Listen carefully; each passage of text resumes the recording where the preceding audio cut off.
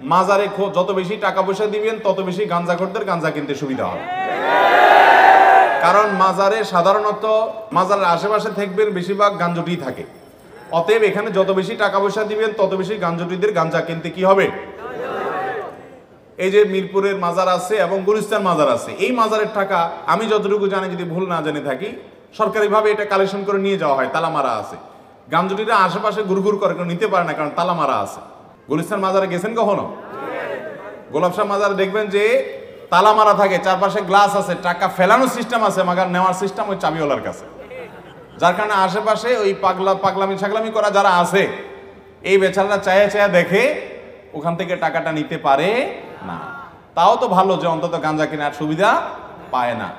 মনে রাখবেন, আপনি আল্লাহকে খুশি করার জন্য গরিব মানুষকে দান করবেন, ওই মাজারে দান করার কোন নির্দেশ কোরআন হাদিসে বলা হয় নাই। বরং সেখানে মানত করলে গুনাহ হবে, এটা মানত করার কোনো জায়গা না। মানত করতে হবে সঠিক এবং শুদ্ধ পদ্ধতিতে। নবী করিম সাল্লাল্লাহু আলাইহি সাল্লাম যা বলেছেন সেভাবে। মাজারে কেন দান করবেন? আমি ধরে নিলাম কবরে যিনি শায়িত আছেন এই লোকটা আল্লাহর ওলি ছিলেন, নেককার ছিলেন, বুজুর্গ ছিলেন, মানলাম। তো নেককার বুজুর্গ যদি থাকে, তাহলে আপনি মাজারে টাকা দিলে কি উনি পাবে? উনি পাওয়া তো দূরের কথা, বেশিরভাগ ক্ষেত্রে ওনার পরিবার পরিজন, ওনার আত্মীয় স্বজনরাও পাবে না। পাবে কারা? ওই মাজারের যারা গামজুটি আছে তারা। তাহলে সেক্ষেত্রে কোন মুসলমান জেনে শুনে এই সমস্ত জায়গায় টাকা পয়সা দিতে পারে।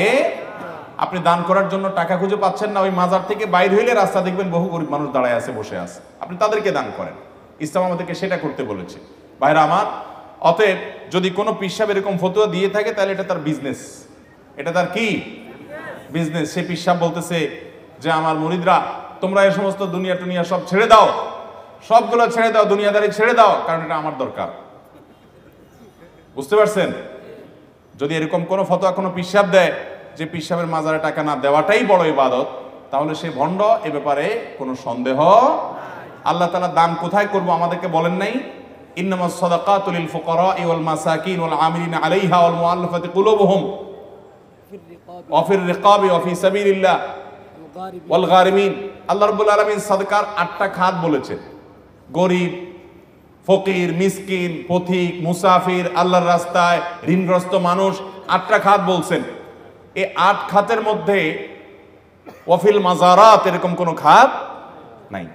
তাহলে বোঝা গেল এই সমস্ত জায়গায় দান করার কোনো নির্দেশ কোন হাদিসে নাই, বরং এর কারণে কি হতে পারে? গুনাহ হতে পারে।